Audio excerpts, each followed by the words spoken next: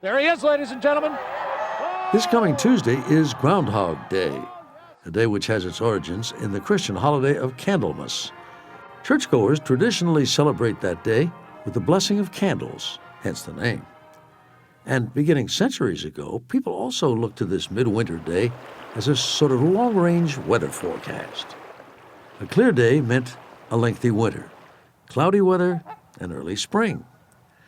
They also looked for clues from hibernating animals such as hedgehogs, badgers, and bears, some of whom briefly interrupt their slumber around the same time.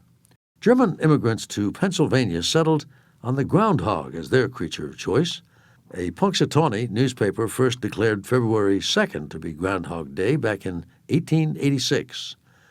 The next year, true believers made their first pilgrimage to a now famous clearing outside of town known as Gobbler's Knob. So you might be wondering, just how often have Punxsutawney Phil's predictions been right over the years? According to most sources, just 39% of the time. Plenty of other towns celebrate Groundhog Day as well, or try to. Here's Steve Hartman.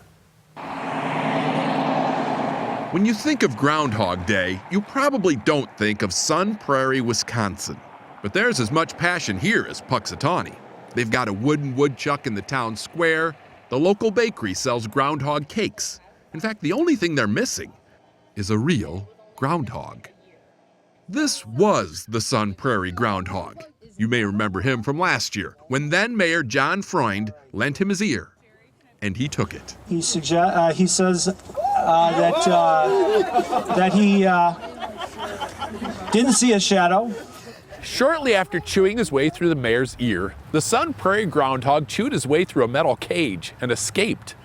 Naturally, the town wanted a replacement woodchuck, and who wouldn't if a woodchuck could be found?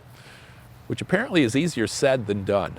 You cannot capture it to exhibit it. Ty Gauger is Sun Prairie's Groundhog Day event planner. Memorabilia from Groundhog Day past. She says they started celebrating here in 1949, using groundhogs they caught. Been a tradition ever since. But now, it's not so easy getting a live groundhog. It becomes very complicated. There's more than one license? Oh yes, there's more than one type of license. She says you need one from the state, DNR, one from the federal government, USDA. and if you can't find a certified groundhog breeder in your area, so then you would need an import license. We're going to be talking about the groundhog ceremony. the new mayor, a guy named Paul Esser, says it's hardly worth the effort.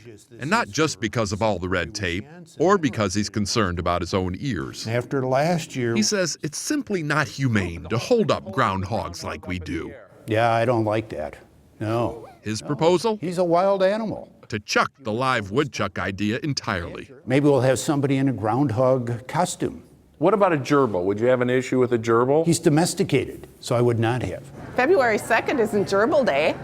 It's Groundhog Day. We got to have a groundhog. Because that's the way it's always been, and that's the way I like it. That's true. Around Sun Prairie, It would have to be a groundhog of some sort, wouldn't it? the consensus is clear. What do you think of a Groundhog Day celebration with no groundhog?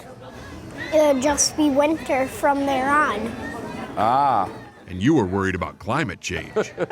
Fortunately, Ty did find a loner groundhog for this week's celebration, which gives her a whole nother year to find a permanent replacement. You shouldn't be doing that with a groundhog. And it gives the mayor time, too, How would you propose celebrating Thanksgiving? to find a way to balance on his soapbox. Mayor, anytime. I've got to work on that one a little bit. But that is, of course, a good point.